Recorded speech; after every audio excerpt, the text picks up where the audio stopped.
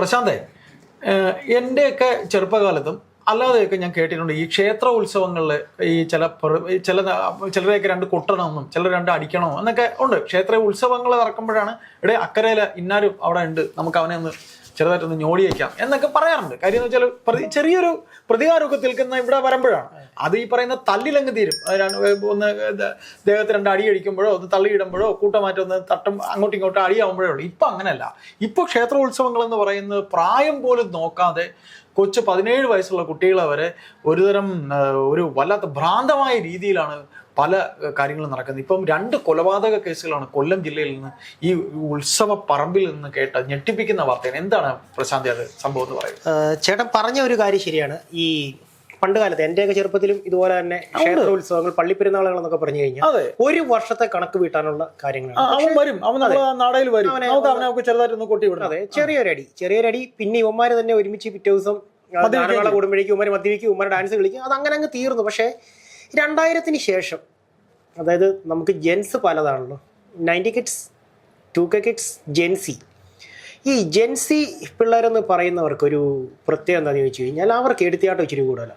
ഇപ്പം നമ്മൾ നോക്കുകയാണെന്നുണ്ടെങ്കിൽ ഈ ചേട്ടൻ പറഞ്ഞ ഈ 2ാമത്തെ കൊലക്കേസ്, ഇതിനകത്തെ പ്രതികൾ ഈ കൊലക്കേസ് അതെന്താന്നുള്ളതും കൂടെ നമുക്കിവിടെ പറയാം. ആദ്യം ആ കാര്യങ്ങളെല്ലാം ഒന്ന് പറയൂ. ഈ കൊല്ലം മുഖത്തല ചെമ്പശ്ശേരി ക്ഷേത്രോത്സവത്തിനിടയ്ക്കാണ് ഈ സംഭവം ഉണ്ടാകുന്നത്. അതൊരു കെട്ടുകാഴ്ച, കെട്ടുകാഴ്ച നടന്നുകൊണ്ടിരിക്കുകയാണ്. അപ്പൊ ഈ കെട്ടുകാഴ്ച നടക്കുമ്പോൾ തേജസ് എന്ന് പറയുന്ന 17 വയസ്സുള്ള, ഏകദേശം 18 വയസ്സിനടുത്ത് പ്രായമുള്ള 17 വയസ്സുള്ള പയ്യൻ ഇത് കൺട്രോൾ ചെയ്തുകൊണ്ട് വരുന്ന ഈ കമ്മിറ്റിക്കാരുടെ കൂടുതലുണ്ട്. ആ സമയത്താണ് ഈ ആദിത്യൻ എന്ന് പറയുന്ന 19 വയസ്സുള്ള ഒരു പയ്യനും അവന്റെ 5 സുഹൃത്തുക്കളും, മൊത്തം 6 പേരാണ്. അതിൽ 2 പേര് പ്രായപൂർത്തിയാകാത്തവരാണ്. ഇവര് ഈ ഡാൻസ് കളിച്ച് കെട്ടുകാഴ്ചയ്ക്ക് മുന്നിലേക്ക് വരുന്നു. ഈ ആദിത്യന്റെ കാലിൽ ചവിട്ടി എന്നാണ് പറയുന്നത്. ഈ ആദിത്യൻ മാറി നിൽക്കാൻ പറയുമ്പോൾ അത് പിന്നീട് ഉന്തും തള്ളുവാകുന്നു. ഈ പ്രായപൂർത്തിയാകാത്ത ഈ 2 പേരിൽ ഒരു പയ്യൻ ഈ പറയുന്ന ആദിത്യന് വേണ്ടി ഈ പറയുന്ന തേജസിനെ പിടിച്ചു വെച്ച് കൊടുക്കുകയാണ്, കൈ പുറകോട്ടാക്കി. ഇപ്പം തേജസിന്റെ അരയിൽ ഒരു കത്തിയുണ്ട്. ചേട്ടാ, ഇതിലേറ്റവും നടുക്കുന്ന വസ്തുത എന്തെന്ന് ചോദിച്ചു കഴിഞ്ഞാൽ ഈ ആദിത്യൻ എന്ന് പറയുന്ന കൊലപാതകയായ പയ്യന് പ്രായം 19 വയസ്സാണ്. ഇവൻ ക്ഷേത്ര ഉത്സവത്തിന് പോകുമ്പോൾ ഉപയോഗിക്കാനാണെന്ന് പറഞ്ഞ് മീഷോ എന്ന് പറയുന്ന ഓൺലൈൻ വ്യാപാര സ്ഥാപനത്തിൽ നിന്ന് ഒരു മടക്ക് പിച്ചാത്തി മേടിച്ച് അരയിൽ വെക്കുകയാണ്. ഈ മടക്കു പിച്ചാത്തിയുമായി ക്ഷേത്ര ഉത്സവത്തിന് വരുന്ന 19 വയസ്സുകാരൻ്റെ മാനസികാവസ്ഥ എന്താണ് എന്നുള്ളതാണ് നമ്മൾ തീർച്ചയായിട്ടും ചിന്തിക്കേണ്ട ഒരു വസ്തുത. ഒരു കൂട്ടുകാരൻ കാൽ ചവിട്ടിയതിൻ്റെ പേരിൽ നടക്കുന്ന ആ ഒരു സംഭാഷണം പറഞ്ഞു തീർക്കാം, ഒരു സ്റ്റോറിയിൽ തീരാവുന്ന ഒരു വിഷയത്തിന് പോയിരിക്കുന്നത് 17 വയസ്സുള്ള ഒരു യുവാവിൻ്റെ ജീവനാണ്. അതിൽ തന്നെ ഏറ്റവും സങ്കടകരമായ ഒരു വസ്തുത എന്താണെന്ന് ചോദിച്ചു കഴിഞ്ഞാൽ ഈ പയ്യൻ അച്ഛനില്ലാത്തതാണ്. ഇവൻ്റെ ചെറുപ്പത്തിൽ തന്നെ അച്ഛൻ മരിച്ചതാണ്. അമ്മ സർക്കാരിൻ്റെ എന്തോ ഒരു എന്താ പറയുക ഏറ്റവും താഴ്ന്ന പോസ്റ്റ്, എന്തോ സർക്കാർ ജോലിയിലാണുള്ളത്, എന്തോ താഴ്ന്ന പോസ്റ്റാണ്, അങ്ങനെ എന്തോ ഒരു ജോലിയാണ്, എന്താണെന്ന് പറയുന്നില്ല. ലാസ്റ്റ് ഗ്രേഡാണ്. അതിലാണ് നിൽക്കുന്നത്. ഈ പയ്യൻ എഞ്ചിനീയറിംഗ് പഠിക്കുകയാണ്. ഈ പയ്യനിലൂടെ തൻ്റെ ജീവിതം രക്ഷപ്പെടുമെന്ന് പ്രതീക്ഷിച്ചിരിക്കുന്ന ഒരമ്മയ്ക്ക് ആ കുടുംബത്തിന്റെ വെളിച്ചം നഷ്ടപ്പെട്ട് കഴിഞ്ഞിരിക്കുന്നു. അവിടെ മാത്രമാണോ നഷ്ടപ്പെട്ടത്? ഈ 19 വയസ്സുള്ള ഈ ആദിത്യനൊരു കുടുംബം ഉണ്ടാവില്ലേ? അവന്റെ ഭാവി എന്താണ്? അവൻ ഇനി ജയിലഴികൾക്കുള്ളിലാണ്. ആ കുടുംബത്തിനും ഒരു ഭാവി നഷ്ടപ്പെടുവാണ്. ഇതിപ്പോ ഈ പറയുന്ന ജെൻസി പിള്ളേരെ കുറ്റം പറയുമ്പോൾ സ്വാഭാവികമായിട്ടും ചേട്ടൻ ചോദിക്കും, എടാ അങ്ങനെയൊന്നും അല്ലല്ലോ, ഇതിനകത്ത് വേറെയും കാര്യങ്ങളുണ്ടല്ലോ എന്ന് പറയുമ്പോഴേക്കും നമ്മൾ കുന്നത്തൂർ ഐവറകാല വരെ പോകേണ്ടി വരും. അവിടെയും ഒരു പയ്യൻ ഇതുപോലെ തന്നെ മരിച്ചിട്ടുണ്ട്. അത് മരുത്തടി ക്ഷേത്രത്തിലെ ഉത്സവം. ഈ ഹരികൃഷ്ണൻ എന്നാണ് ആ പയ്യന്റെ പേര്. അവന് 18 വയസ്സേ ഉള്ളൂ. തല പിളർന്ന് രക്തം വാർന്ന് അവൻ മരണമടയുകയാണ്. അവന്റെ പെങ്ങളുടെ വീട്ടിൽ നടക്കുന്ന ഉത്സവമാണ്. മരുത്തടിയിലേക്ക് പെങ്ങളെ കല്യാണം കഴിച്ചു വിടുന്നു. അവനും അവന്റെ ജ്യേഷ്ഠനും കൂടി മരുത്തടിയിലുള്ള പെങ്ങളുടെ വീട്ടിലേക്ക് വരുന്നു. അവിടെ ചെന്ന് കഴിയുമ്പോഴേക്കും ക്ഷേത്രത്തിലുള്ള കുറച്ച് മധ്യവയസ്കരുമായിട്ടൊരു പ്രശ്നം ഉണ്ടാകുന്നു. മകൻ്റെ പ്രായമുള്ള കുഞ്ഞിനെ അവർ സ്റ്റേജിൻ്റെ പുറകിലേക്ക് വിളിച്ചു കൊണ്ടുപോയി മർദ്ദിക്കുന്നു. അതിലെ ദൃശ്യങ്ങൾ നമ്മളൊക്കെ കണ്ടതാണ്. മരത്തടി ഉപയോഗിച്ച് അവൻ്റെ തലയ്ക്ക് അടിക്കുകയാണ്. എത്ര ക്രൂരമായ ചിന്താഗതിയാണ്! എന്താണ് ഇവിടെ നടക്കുന്നത്? കാലിൽ ചവിട്ടിയത് ചോദ്യം ചെയ്തു. ഈ തേജസിന്റെ കാലിൽ ചവിട്ടി അത് ചോദ്യം ചെയ്തു. അത് ചോദ്യം ചെയ്തതിന്റെ പേരിൽ തേജസ് കുത്തേറ്റ് മരിക്കുന്നു. ഉത്സവപ്പറമ്പിൽ വെച്ചാണ് ചവിട്ടുന്നത്, ഡാൻസ് കളിക്കുന്നത്. ഈ ഉത്സവപ്പറമ്പിൽ എന്ന് പറഞ്ഞു കഴിഞ്ഞാൽ പ്ലോട്ട് വന്നുകൊണ്ടിരിക്കുന്ന ഉത്സവപ്പറമ്പിലേക്ക് അവിടെ വെച്ചിട്ടാണ് ഡാൻസ് കളിച്ച് മുന്നിൽ വരുന്ന ഈ പയ്യന്റെ കാലിൽ ചവിട്ടുന്നു. ഇവൻ മാറി നിൽക്കാൻ എന്തോ പറഞ്ഞതാവാം. എന്താണെങ്കിലും നമുക്ക് അതിന്റെ വിഷ്വൽസ് ഒന്നുമില്ല. ഇനിയിപ്പം നമ്മൾ കാണാത്ത പറയാൻ പറ്റില്ല. പക്ഷെ എന്താണെങ്കിലും ഈ പറയുന്ന തേജസിനെ കുറിച്ച് ആർക്കും ഒരു പരാതി അവിടെ വെച്ച് തന്നെ തല്ലാവുകയാണോ? അവിടെ വെച്ച് തല്ലാകുന്നു. ഈ പറയുന്ന പ്രായപൂർത്തിയാകാത്ത പയ്യൻ തേജസിന്റെ കൈ പുറകിലേക്ക് പിടിച്ചു കൊടുക്കുന്നു. ഈ പറയുന്ന 19 വയസ്സുള്ള ആദിത്യൻ എന്ന് പറയുന്ന യുവാവ് മടക്ക് വിച്ചാത്തി ഉപയോഗിച്ച് ഇവന്റെ നെഞ്ചിലേക്ക് കത്തി കുത്തിയിറക്കുകയാണ്. കത്തി ഇരുന്ന തേജസിന്റെ കയ്യിലാണോ? ഈ പറയുന്ന ആദിത്യന്റെ കയ്യിലാണ്. ആദിത്യൻ മീഷോയിൽ നിന്ന് കത്തി ഓർഡർ ചെയ്ത് ആ കത്തി അരയിൽ വെച്ചുകൊണ്ടാണ് ഉത്സവപ്പറമ്പിലേക്ക് വരുന്നത്. എന്തിനാണ് ഈ ഉത്സവം? പിടിച്ചു വെച്ചു കൊടുത്തവരാണ്? പ്രായപൂർത്തിയാവാത്തൊരു പയ്യനാണ്. അവരുടെ പേര് നമുക്ക് പുറത്തു പറയാൻ പറ്റില്ല. മൊത്തം ഈ കേസിൽ 6 പ്രതികളാണുള്ളത്. 6 പ്രതികളിൽ 2 പേർക്ക് പ്രായപൂർത്തിയായിട്ടില്ല. അതിൽ പ്രതികളുടെ പേരെന്ന് പറയുന്നത് 1-ാം പ്രതി ആദിത്യൻ, പിന്നെ ഒരു ബിനു, പിന്നെ ഒരു പ്രജിത്ത്, പിന്നെ ഒരു അഖിൽ രാജ്. ഈ അഖിൽ രാജ് കൂട്ടരും ഒളിവിൽ പോവുമായിരുന്നു. ഒളിവിൽ പോയ ഇവരെ രഹസ്യ വിവരത്തെ തുടർന്നാണ് പോലീസ് പിടിക്കുന്നത്. ഡാൻസ് കളിച്ചതിനെ തുടർന്നുണ്ടായ തർക്കം, പ്ലോട്ടിന് മുന്നിൽ തേജസും കൂട്ടുകാരും നടന്നു വരുമ്പോഴേക്കും ഇവർ ഡാൻസ് കളിച്ച് വന്ന് ചവിട്ടുന്നു, ചോദ്യം ചെയ്യുന്നു, കുത്തുന്നു. ഇനി എൻ്റെ ചോദ്യം ഇതാണ് ചേട്ടാ, നമ്മുടെയൊക്കെ ചെറുപ്പകാലങ്ങളിൽ ഉത്സവം എന്ന് പറയുന്നത് ഒരു ആചാരമായിരുന്നു. അതോടൊപ്പമുള്ള ആഘോഷങ്ങൾ ഉണ്ടെങ്കിൽ പോലും അതൊരു ആചാരമായിരുന്നു.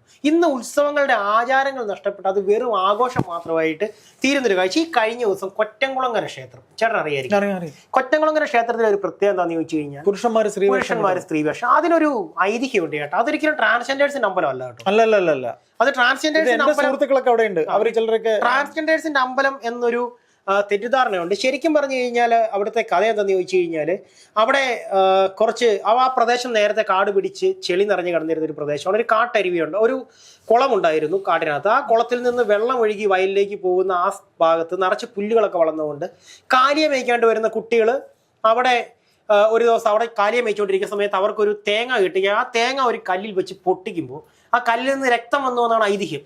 അങ്ങനെ നാടുവാഴി ഈ പ്രശ്നം വെച്ച് നോക്കിക്കഴിഞ്ഞപ്പോഴേക്കും അത് വനദുർഗയാണെന്നും അതിനെ തുടർന്ന് അവിടെ കുരുത്തോല പന്തൽ കെട്ടി അവിടെ ഒരു ക്ഷേത്രം പണി കഴിപ്പിച്ച് പൂജകൾ തുടങ്ങിയതാണ് കൊറ്റംകുളങ്ങര ക്ഷേത്രം. അതിൻ്റെ ആചാരങ്ങൾ പ്രകാരം സ്ത്രീകൾക്ക് ഉഗ്രകോപത്തിലുള്ള ഈ വനദുർഗയുടെ മുന്നിൽ ചെല്ലുവാൻ ഭയമായത് കാരണം ആചാരങ്ങൾ സ്ത്രീവേഷം കെട്ടിയ പുരുഷന്മാർ ചെയ്തിരുന്നു എന്നാണ് ആചാരം. അതിനെ ഇന്ന് ട്രാൻസ്ജെൻഡേഴ്സിനും ഒരുപറ്റം ആളുകൾക്കും വൈറലാകുവാനുള്ള ഒരു കളവാക്കി മാറ്റിയിരിക്കുകയാണ്. ശരിക്കും പറഞ്ഞാൽ ഒരു ആഘോഷമാണ്. ഈ കഴിഞ്ഞ ദിവസം വന്ന വിഷ്വലിനകത്ത് സ്ത്രീവേഷം കെട്ടിയ യുവാവോ അതോ ട്രാൻസ്ജെൻഡറോ എന്ന് അറിയത്തില്ല. മറ്റേ ശരിക്കും പറഞ്ഞാൽ ഒരു മോഡലിംഗ് ആണ്. വട്ടം കറങ്ങുന്നു, പിടിക്കുന്നു, അവരെ സംഘാടകരെ വെളിയിലാക്കുന്നു. അതിനെ തുടർന്ന് അവർക്ക് പക്ഷം ചേർന്നും സംഘാടകർക്ക് പക്ഷം ചേർന്നും ഇരുകൂട്ടര് ചേരി തിരിഞ്ഞ് ഈ പറയുന്ന എന്താ പറയുക സോഷ്യൽ മീഡിയയിൽ അല്ലെങ്കിൽ നവമാധ്യമങ്ങളിൽ ഇവര് അടിയുണ്ടാക്കുന്നു. ശരിക്കും പറഞ്ഞു കഴിഞ്ഞാൽ ആചാരങ്ങളൊക്കെ അവസാനിച്ചു. ഇപ്പൊ ക്ഷേത്ര സ്ഥലങ്ങൾ, ക്ഷേത്ര കളങ്ങൾ എന്ന് പറയുന്നത് കുരുതിക്കളങ്ങളായി മാറിക്കൊണ്ടിരിക്കുകയാണ്. ഈ പറയുന്ന മുഖത്തലയിൽ മരിച്ച തേജസ്സും അതുപോലെ തന്നെ മറ്റേ ഇവിടെ മരുത്തടിയിൽ കൊല്ലപ്പെട്ട ഹരികൃഷ്ണൻ മരിക്കുമ്പോൾ അവന്റെ ഒപ്പം അവന്റെ ജ്യേഷ്ഠൻ ഉണ്ടായിരുന്നു. സ്വന്തം അനിയൻ അടിയേറ്റ് വീണ് ചോര വാർന്ന് മരിക്കുന്ന ദൃശ്യങ്ങൾ കാണേണ്ടി വന്ന ആ ജ്യേഷ്ഠന്റെ മാനസികാവസ്ഥ ഒന്ന് ചിന്തിക്കണം. ഇത് കൊറ്റംകുളങ്ങരയാണ് ഹരികൃഷ്ണന്റെ മരണം. അല്ല, ഹരികൃഷ്ണന്റെ മരണം നടന്നിരിക്കുന്നത് ശരിക്കും പറഞ്ഞാൽ മരുത്തടി. അതിലും കൊറ്റംകുളങ്ങരയിൽ എന്തായിരുന്നു സംഭവിച്ച പ്രശാന്ത്? കൊറ്റംകുളങ്ങരയിൽ അഴിഞ്ഞാട്ടം എന്തായിരുന്നു? സ്ത്രീ വേഷം കെട്ടിയ പുരുഷന്മാരുടെയും ട്രാൻസ്ജെൻഡേഴ്സിന്റെയും അഴിഞ്ഞാട്ടം.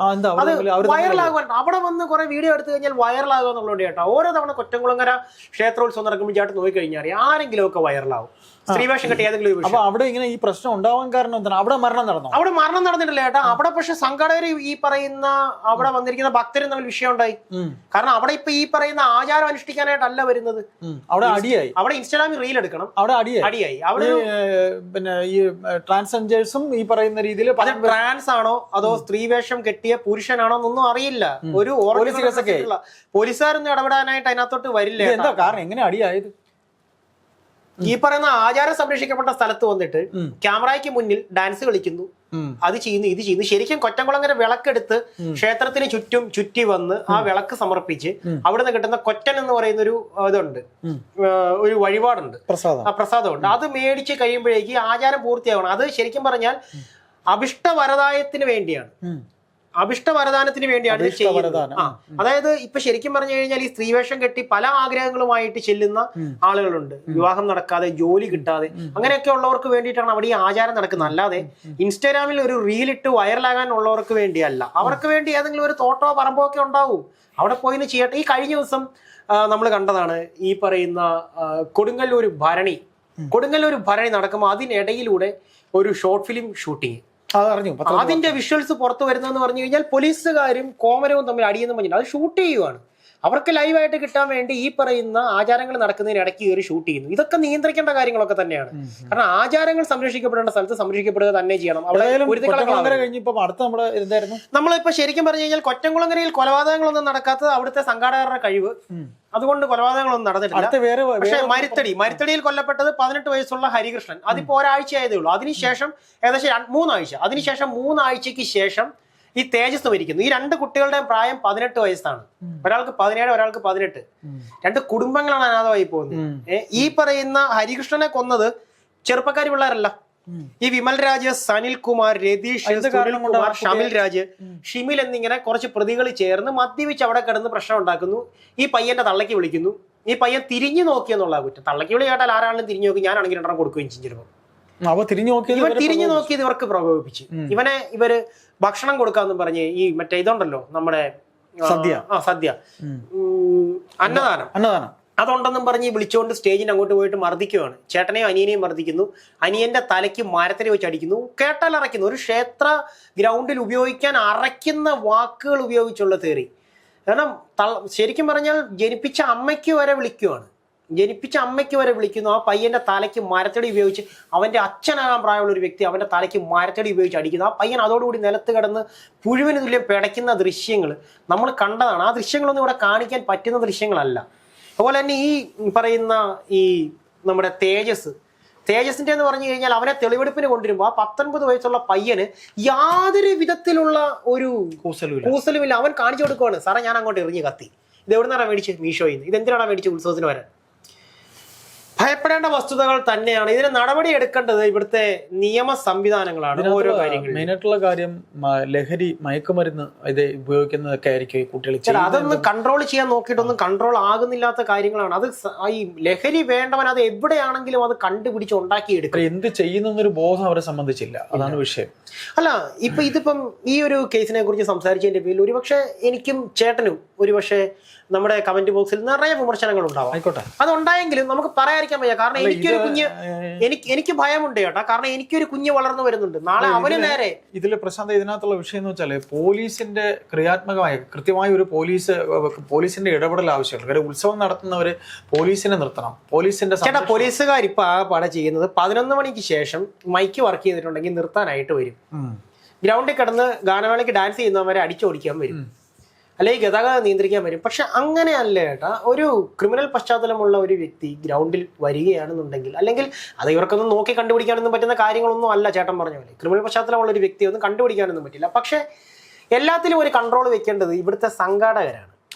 സംഘാടകരാണ് കൺട്രോൾ വെക്കുന്നത്. അതെ, അവര് എല്ലാ കാര്യങ്ങൾക്കും ഈ പറയുന്ന ഈ തേര് പോകുമ്പോൾ അതിന്റെ ഇത്ര അടി ദൂരത്ത് നിന്ന് ആളുകൾ മാറി എന്ന് കാണുവാനുള്ള സംവിധാനങ്ങൾ അതിന് ചുറ്റുവട്ടം എന്തെങ്കിലുമൊക്കെ ചെയ്ത് ക്രിയേറ്റ് ചെയ്യണം. അല്ലാതെ ഒന്നും പറ്റില്ല. ചേട്ടാ, ഈ കഴിഞ്ഞ ദിവസം ഞാൻ ഈ ഇലക്ഷന്റെ വർക്കുമായിട്ട് ഞാൻ കുണ്ടറ നിന്നിരുന്ന സമയത്ത് ഞാൻ കണ്ടൊരു കാഴ്ചയാണ്. നിറയെ പ്ലോട്ടുകൾ, ലോറിയിൽ കണക്ട് ചെയ്ത് നിറയെ പ്ലോട്ടുകൾ പോവാണ്. ഇതൊക്കെ എന്ന് പറഞ്ഞു കഴിഞ്ഞാൽ ഈ കൊല്ലം ഭാഗത്തോട്ട് മാത്രമുള്ള കാഴ്ച. ഞങ്ങളുടെ ആ ഏരിയയിലോട്ടൊന്നും ഇങ്ങനെയുള്ള ഈ കോട്ടയം ഏരിയയിലോട്ടൊന്നും ഈ പറയുന്ന ഈ അതിനകത്ത് പേര് പറയും കെട്ടുകാഴ്ച, പ്ലോട്ടുകൾ നമ്മുടെ അങ്ങോട്ടൊന്നും ഇല്ല. പക്ഷെ എന്നിട്ട് പോലും നമ്മുടെ അവിടെ ഈ ഉത്സവപരമായ പ്രശ്നങ്ങൾ നടക്കുന്നുണ്ട്. ഗാനമേളയ്ക്ക് തുള്ളിച്ച പരിപാടി, പക്ഷെ സമാധാനപരമായ ഗാനമേള നടക്കുന്നുണ്ട്. ഇത്തവണ ഏറ്റുമാനൂർ അമ്പലത്തിൽ MG ശ്രീകുമാറിന്റെ ഭക്തി ഗാനമേള നടന്നു. എല്ലാവരും ആഘോഷിക്കുകയാണ്. അടിയില്ല, പിടിയില്ല, ബഹളമില്ല, എല്ലാവരും ആഘോഷിക്കുന്നു. അതുപോലെ തന്നെ തിരുനക്കര ഉത്സവം, അവിടെയും MG ശ്രീകുമാറിന്റെ ഗാനമേള എല്ലാവരും ആഘോഷിക്കുന്നു. ചെറുക്കട അമ്പലത്തിൽ ഈ പറയുന്ന റിമീറ്റമ്മയുടെ ഗാനമേള എല്ലാവരും ഗ്രൗണ്ട് മുഴുവൻ തിങ്ങി നിറഞ്ഞ് ആഘോഷിക്കുന്നു. ഉത്സവങ്ങൾ, പെരുന്നാളുകൾ എല്ലാവരും ആഘോഷിക്കുമ്പോൾ ചിലയിടങ്ങളിൽ മാത്രം അതൊരു ക്രിമിനൽ കേസായി മാറുകയാണ്. തൃശ്ശൂർ പൂരം നടക്കുന്നുണ്ട്, വെട്ടുമുത്തും കൊലപാതകവും നടക്കുന്നില്ല. അവിടെ ആൾക്കാരെ നിയന്ത്രിക്കേണ്ട എവിടെയാണെന്ന് അവിടുത്തെ സംഘാടകർക്കും പോലീസിനും അറിയാം. അതുപോലെ തന്നെ ഈ പറയുന്ന നെന്മാറ വല്ലങ്കി നടക്കുന്നില്ല, അവിടെ വെട്ടും കുത്തും കൊല നടക്കുന്നില്ല. ആൾക്കാരെ എവിടെ നിർത്തണം അവിടുത്തെ സംഘാടകർക്ക് അറിയാം. സംഘാടകരുടെ പ്രശ്നം ഒരു പരിധി വരേക്കുണ്ട്. പോലീസിനെ മാത്രമായിട്ട് നമ്മൾ പഴിചാരണ്ട. അവർക്കൊന്നും ചെയ്യാൻ പറ്റില്ല എന്നുള്ളത് വാസ്തവമാണ്. ഇനിയും ഒരു തേജസ് സൃഷ്ടിക്കപ്പെടാതിരിക്കട്ടെ, ഒരു ഹരികൃഷ്ണൻ സൃഷ്ടിക്കപ്പെടാതിരിക്കട്ടെ. ക്ഷേത്ര ആചാരങ്ങൾ പാലിക്കപ്പെടട്ടെ. അത് ആഘോഷിക്കണം, പക്ഷേ ആഭാസത്തിനുള്ളതാക്കി മാറ്റരുത്.